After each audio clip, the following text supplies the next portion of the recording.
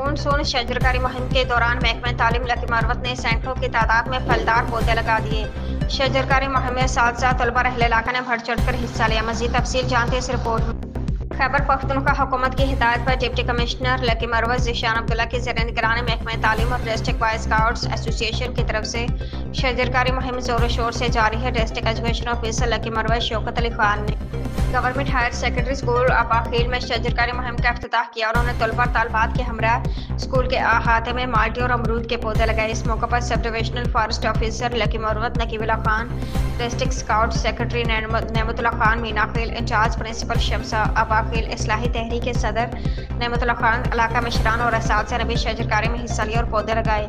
DEO Shaukat Ali Khan महकमा जंगलात की तरफ से फराहम करदा फलदार पौधे तलबा और तालबात में तकसीम किए। उन्होंने तलबा पर जोर दिया कि वो अपने घरों और आसपास इलाके में पौधे लगाए और उनकी मुनासिब देखभाल और हिफाजत करें ताकि ये तनाव और दरख्त बन सकें।